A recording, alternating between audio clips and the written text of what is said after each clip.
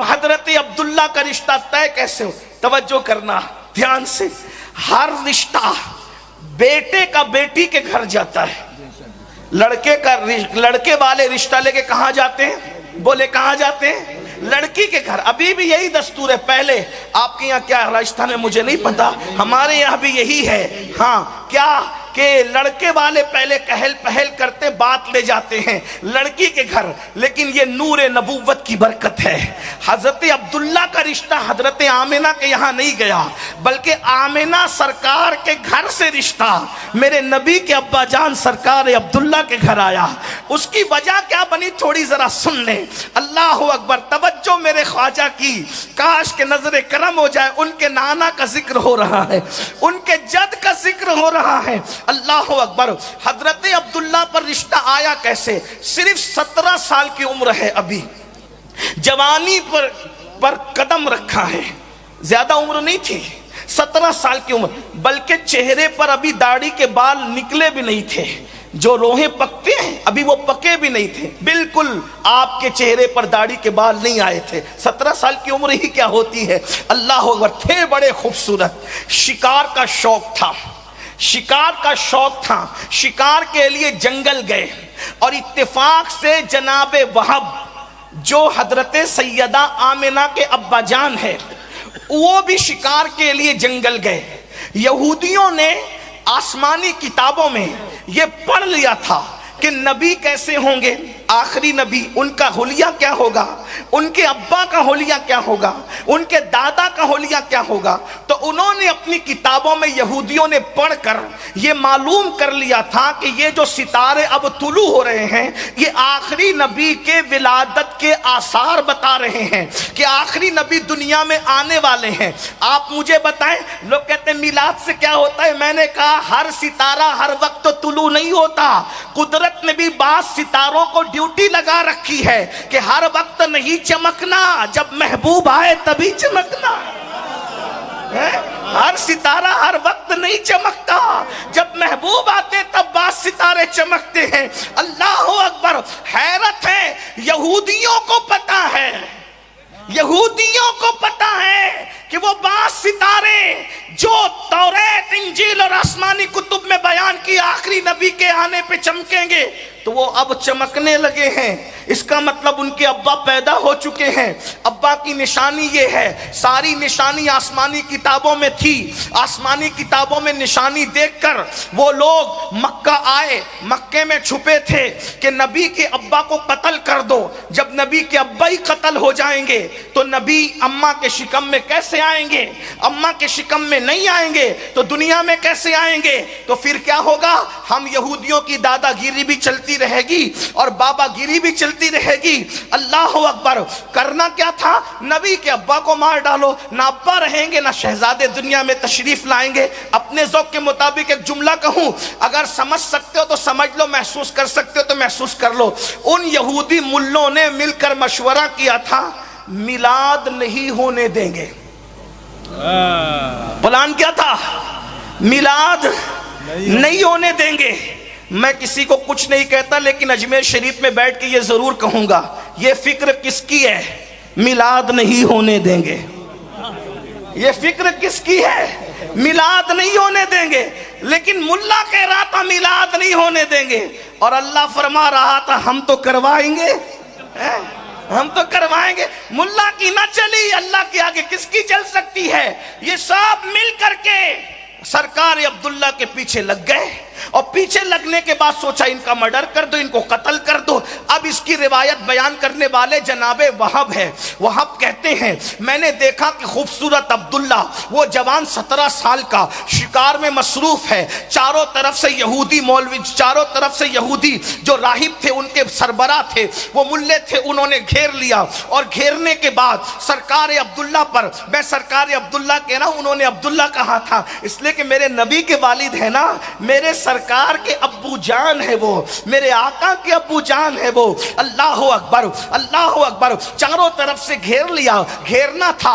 حضرت وہب کہتے ہیں میں نے سوچا یہ عبد المطلب میرے سردار کا بیٹا ہے، ہو سکتا ہے اسے یہ قتل کر دیں. تو لوگ مجھ سے کہیں گے وہب تم اتنے بزدل تھے کہ تمہارے سامنے سردار مکہ متولی کعبہ عبد المطلب کا شہزادہ قتل ہو رہا تھا، تم نے بچایا نہیں، یہ تم نے کون سی جو ہے وہ جرأت دکھائی. اللہ اکبر. تو حضرت وہب کہتے ہیں میں نے عبداللہ کو بچانے کے لیے جیسے ہی اپنی سواری کو دوڑانا چاہا تو ایسا لگا میری سواری کے قدم کسی نے پکڑ لیے، میری سواری نے کام نہیں کیا. ایسے میں نے سوچا ہاتھ سے میں اٹھاؤں تیر اور تیر اٹھا کر کے ان پر چلاؤں، ان یہودیوں پر. جیسے تیر چلانے کے لیے ہاتھ کا استعمال کرنا چاہا، میرے ہاتھ بے قابو ہو گئے، ہاتھ بھی کام نہیں کر رہے، سواری کے قدم زمین نے پکڑ لیے، ہاتھ کام نہیں کر رہے. سوچا چلا کر کہوں عبداللہ ہوشیار تمہارے اوپر حملہ ہونے والا ہے. چلانا چاہتا ہوں تو آواز بھی نہیں نکلتی.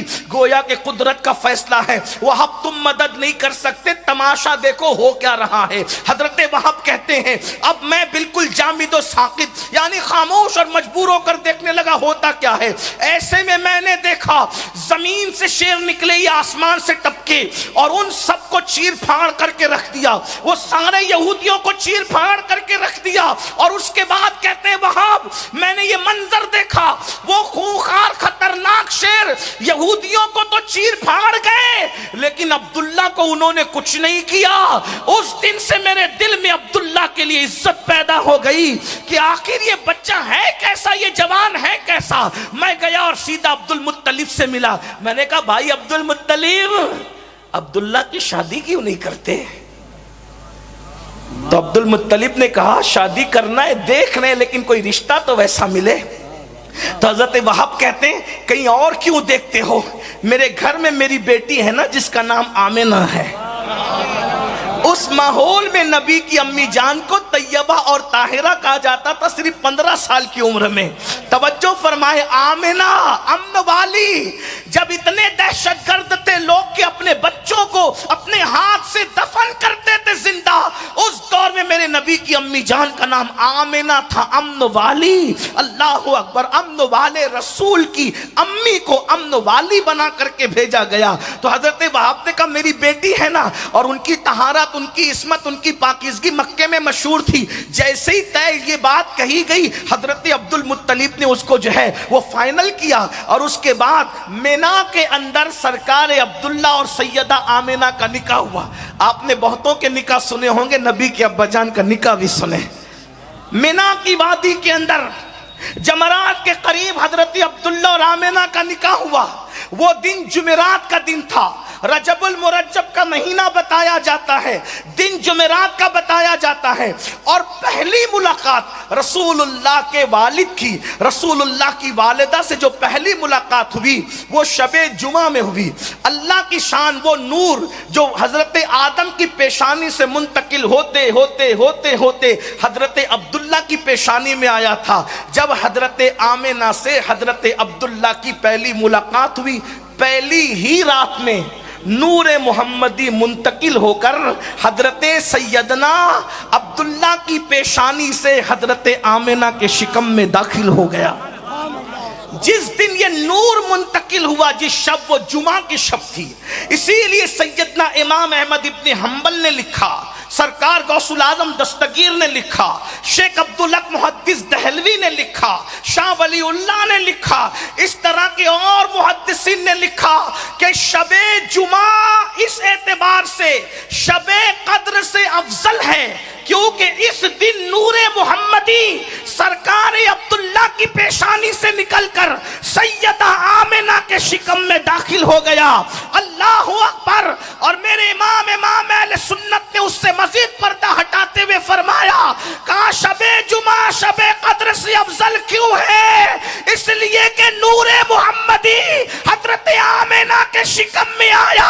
جو نعمت شب جمعہ میں نصیب ہوئی اب قیامت تک وہ نعمت کہاں نصیب ہو سکتی ہے؟ شب قدر میں جبریل آتے ہیں، شب جمعہ میں جانے جبریل شکم آمنہ میں تشریف لاتے ہیں.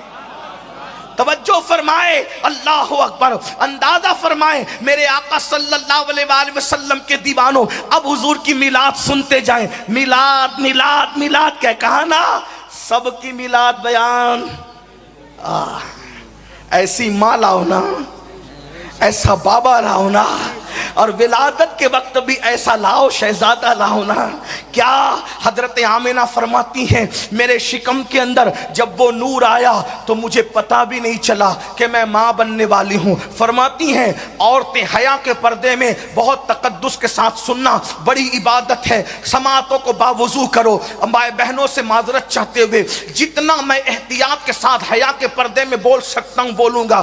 عورتیں جب ماں بننے والی ہوتی ہے انہیں الٹیاں ہوتی ہے، متلیاں ہوتی ہے، جسم سے مخصوص قسم کی بدبو آتی ہے، لیکن سیدہ آمنہ کہتی ہے بس مجھے تو نہ کوئی بھاری پن، نہ کوئی متلی، نہ کوئی الٹی، نہ کوئی تکلیف، نہ کوئی پریشانی، بس میں ماں بننے والی ہوں، مجھے خبر بھی نہیں ہوئی۔ اتنا تھا کہ جب میں صبح کو اٹھی ہوں، اٹھنے کے بعد جیسے میں چلی ہوں تو میں نے کیا دیکھا کہ میرے پیروں کے نیچے مکے کی سخت کنکریاں موم کی طرح نرم ہوتی ہے، اور اللہ اکبر درخت میری طرف جھکتے ہیں، اور اس سے آواز آتی ہے الصلاۃ والسلام علیک یا رسول اللہ، الصلاۃ والسلام علیک یا رسول اللہ۔ او میلاد سے لوگ روکتے کیوں ہیں؟ کیونکہ جانتے ہیں جس دن میلاد بیان ہوگا نبی کی امی کا یہ کردار بھی بیان ہوگا کہ جس کے نیچے کنکریاں نرم ہوتی ہے وہ میرے نبی کی پیاری امی جان سیدہ آمنہ کی ذات ہے۔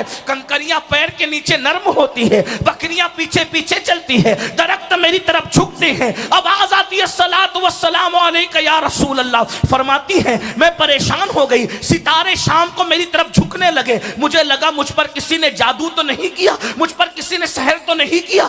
ایسے میں ڈر کے اپنے بستر پہ لیٹ گئی، لیٹی تو کچھ سوتی اور جاگنے کے درمیانی کیفیت میں تھی، اس کیفیت میں تھی میں، اس کیفیت میں تھی میں، اس کیفیت میں تھی میں۔ اچانک میں نے دیکھا عبد المطلب کی ہم شکل ایک نورانی چہرے والے بزرگ آئے اور فرمایا بیٹی آمنہ گھبرا مت، گھبرا مت، گھبرا مت، گھبرا مت، تجھ پر کسی نے جادو نہیں کیا ہے، تو ماں بننے والی ہے، اور تیرے شکم میں نبیوں کا سلطان تشریف لایا ہے۔ اگر یہ نہ ہوتا تو نہ آدم کو بنایا جاتا، نہ ابراہیم کو پیدا کیا جاتا۔ زمین و زمان تمہارے لیے، مکین و مکان تمہارے لیے، چنین و چنا تمہارے لیے، بنے دو جہاں تمہارے لیے، تن میں زبان تمہارے لیے، بدن میں ہجا تمہارے لیے، ہم آئے یہاں تمہارے لیے، اٹھے بھی وہاں تمہارے لیے۔ کائنات کو وجود عطا کیا گیا ان کے صدقے میں۔ سیدہ آمنہ کہتی میں خوش ہو گئی، میں ماں بننے، اور کس کی ماں؟ سلطان انبیاء، سردار انبیاء، کائنات کے داتا محمد الرسول اللہ کی میں ماں بننے والی ہوں۔ فرماتی ہیں پھر دن گزرتے گئے اور مجھے کوئی بار نہیں لگا، البتہ ایک بھینی بھینی خوشبو میرے جسم سے مشک کی آتی تھی جو نامعلوم خوشبو تھی۔ مکے کی میری سہیلیاں کہتی تھی آمنہ ایسی مہنگی خوشبو تم لاتی کہاں سے ہو؟ آمنہ ایسی مہنگی خوشبو تم لاتی کہاں سے ہو؟ سیدہ آمنہ کہتی واللہ جب سے میں ماں بننے والی ہوں تب سے میں نے کبھی خوشبو لگایا ہی نہیں ہے، یہ جو خوشبو آتی ہے یہ میرے شہزادے کی خوشبو آتی۔ یہ اللہ کے رسول اللہ، میں کیا کیا بیان کروں، لیکن اختصار کی طرف آتے ہوئے جو عنوانات دیے گئے اسے بھی سمیٹنا چاہتا ہوں، توجہ فرمائیں۔ پھر سیدہ آمنہ کہتی ہے دن گزرتے گئے، ہر دن کبھی آدم آ رہے ہیں مبارکباد دینے، کبھی ادریس آ رہے ہیں مبارکباد دینے، کبھی موسیٰ آ رہے ہیں مبارکباد دینے، کبھی عیسیٰ آ رہے ہیں مبارکباد دینے۔ اب میلاد سن لو، میلاد سن لو، میلاد ربیع الاول کا مہینہ شروع ہوا۔ کہتی ہے ہر دن نئی نئی بہاریں دیکھ رہی تھی، ہر دن۔ میلاد اس لیے منع کرتے ہیں نبی کی امی کو کافر بنا کر کہ جس دن میلاد بیان ہوگا اس دن نبی کی شان بیان ہوگی، ہے نا؟ شان کے دشمن ہے یہ، شان کے ہی نہیں یہ اپنی جان کے بھی دشمن ہے۔ اللہ انہیں ہدایت عطا فرمائے، آپ بھی غور فرمائیں۔ اللہ اکبر، نبی کی امی کو بھی کافر کہا۔ میں صرف ایک بات کہنا چاہتا ہوں، پڑھے لکھے لوگ ہیں، سادات ہیں، اجمیر معلیٰ کے خدام ہیں، مائدین شہر ہے، پڑھے لکھے ہم لوگ ہیں۔ ایک بات کہوں، آپ نے کسی سائنسداں کی تحقیق پڑھی موتی کیسے بنتا ہے؟ کبھی پڑھی تحقیق؟ 2 منٹ میں مجھ سے سن لیں، خلاصہ جتنے لوگوں نے لکھا اس کا خلاصہ پیش کر۔ سیپ جو صدف ہوتی ہے اس میں موتی پیدا ہوتا ہے، لیکن موتی پیدا کیسے ہوتا ہے اس کو سنیں۔ سیپ ہوتی ہے سمندر کے اندر، لیکن اس کے پیٹ میں پانی کا قطرہ جاتا ہے، ایک ہی قطرہ، اور قطرہ جانے کے بعد پھر اس کا منہ بند ہو جاتا ہے، پھر وہ نیچے چلی جاتی ہے، اسی قطرے سے موتی پیدا ہوتا ہے۔ لیکن یہ تحقیق ہے سائنسدانوں کی، آگے پیچھے جملے ہو سکتے ہیں لیکن خلاصہ یہی ہے، کم و زیادہ خلاصہ یہی ہے، سیپ میں وہ جو موتی آتا ہے وہ سمندر کے پانی سے نہیں بنتا، وہ سمندر کے پانی سے نہیں بنتا بلکہ وہ میٹھے پانی سے بنتا ہے۔ مخصوص ایام میں بارش برستی ہے، جب وہ بارش برسنے والی ہوتی ہے تو سیپ اوپر آتی ہے، منہ کھول کے بیٹھ جاتی ہے، جب منہ کھول کے بیٹھتی ہے تو ایک ہی قطرہ، دوسرا نہیں، ایک ہی قطرہ اس میں جاتا ہے، پھر اس کا منہ خود بخود بند ہو جاتا ہے، پھر وہ اندر جاتی ہے۔ وہ قطرہ جانے سے پہلے اور وہ قطرہ جانے کے بعد سمندر میں سیپ رہتی ہے، اس کے باوجود بھی سمندر کا پانی ایک چھیٹا اس کے اندر نہیں جا سکتا۔ کیوں؟ اس لیے کہ قدرت نے فیصلہ کیا ہے اس سیپ کے اندر ہم موتی بنائیں گے۔ آپ سے پوچھنا چاہتا ہوں، سمندر میں رہ کر سمندر کے پانی سے، کھارے پانی سے اس سیپ کو کون بچاتا ہے؟ اللہ۔ کس لیے؟ کہ میں نے اس میں موتی پیدا کرنا ہے، اگر کھارا پانی اس میں چلا گیا تو موتی پیدا نہیں ہو سکتا۔ آپ مجھے بتائیں، بازار میں بکنے والا موتی جب اللہ پیدا کرنا ہوتا ہے تو سیپ کی کتنی حفاظت کرتا ہے کہ سمندر میں رکھ کر بھی کھارے پانی سے اس کو محفوظ کرتا ہے۔